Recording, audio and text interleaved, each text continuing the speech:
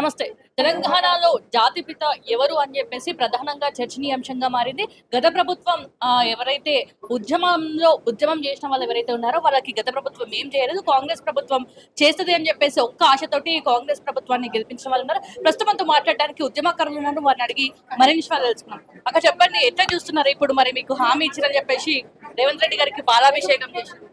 మాకు తెలంగాణలో మేము తెలంగాణ ఉద్యమం చేసిన తరుణంలో మాకు కేసీఆర్ గారి స్ఫూర్తితోని, మేము జయశంకర్ సార్ స్ఫూర్తితోని మేము తెలంగాణ ఉద్యమంలో పోరాడి 2001 నుండి కానీ తెలంగాణ ఉద్యమంలో పాల్గొని రాత్రు పగలు అనకుండా మేము వంట వార్పు కార్యక్రమాలు కానీ దుమ్దం ప్రోగ్రాంలు కానీ మీకు అందరికి తెలుసు, అనేక ప్రోగ్రాంలలో మేము రాత్రి పగలు కష్టపడ్డాం. ఆయన తెలంగాణ సాధించగానే ఆయన తెలంగాణ ఉద్యమకాలను మర్చిపోయారు.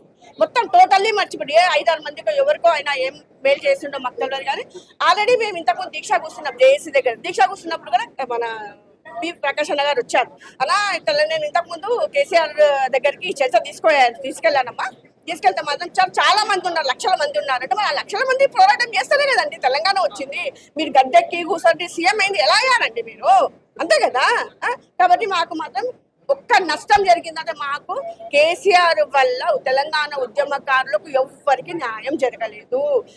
ఒక్క సెకండ్ కూడా ఆయన ఉద్యమం చేసిన వాళ్ళకు న్యాయం చేస్తామని ఒక్క నిమిషమైనా అని ఆలోచిస్తే కనుక మాకు అందరికీ న్యాయం జరిగేది. ఈ రోజు మళ్ళీ మేము ఒక ఉద్యమంకి తెరలేపే వాళ్ళం కాదు, మరో ఉద్యమం లాగా మేము అందరము ఇలా పోరాటం చేసే వాళ్ళం కాదు. కానీ రేవంత్ రెడ్డి గారు మేనిఫెస్టోలో తెలంగాణ ఉద్యమకారులకు న్యాయం చేస్తాను మేనిఫెస్టోలో పెట్టిండ్రు.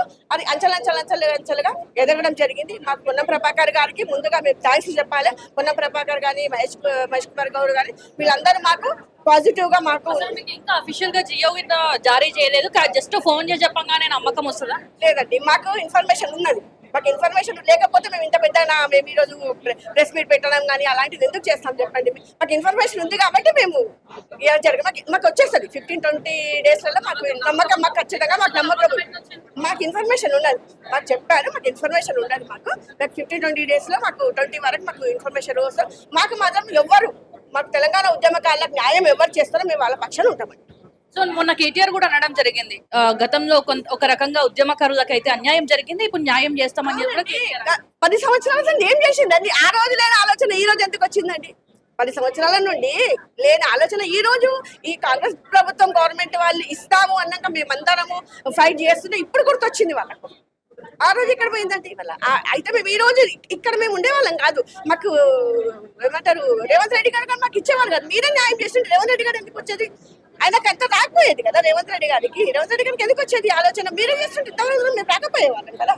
మీరు చూసిన ఏదైతే సిట్ విచారణకి కేసీఆర్ హాజరైనప్పటి నుంచి జాతిపితని అరెస్ట్ చేస్తారా, జాతిపితని సిట్ విచారణకు పిలుస్తారని చెప్పేసి తెలంగాణ రాష్ట్రంలో ఒక పెద్ద చర్చ జరుగుతుంది. ఎవరంటారు ఇంత జాతి? ఒక్క విషయం, ఈ రోజుకు కూడా 2001 నుండి కానీ ఈ రోజుకు కూడా నేను బీఆర్ఎస్ కార్యకర్తనే. ఇప్పటికీ నేను కేసీఆర్ కి అభిమానినే. నాకు విజయశాంతి మేడం గారు ఎంబడి నేను వర్క్ చేసిన, మెదక్ డిస్ట్రిక్ట్ ఇన్ఛార్జ్ చేసిన, మేడం గారి మీద ఉద్యమం చేసిన.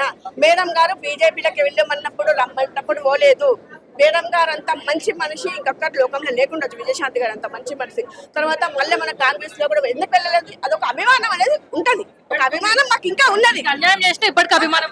మాకు ఉద్యమకాలకు అన్యాయం చేస్తుండే కానీ కేసీఆర్ గారు చేసిన డెవలప్మెంట్ ఉంది. డెవలప్మెంట్ లేదు అని నేను అనట్లేదు, అది చేసిన డెవలప్మెంట్ ఉంది. కాకపోతే మేము ఈ రోజుకు కూడా ఈ సెకండ్ కూడా నేను బీజేపీ కార్యకర్తలు.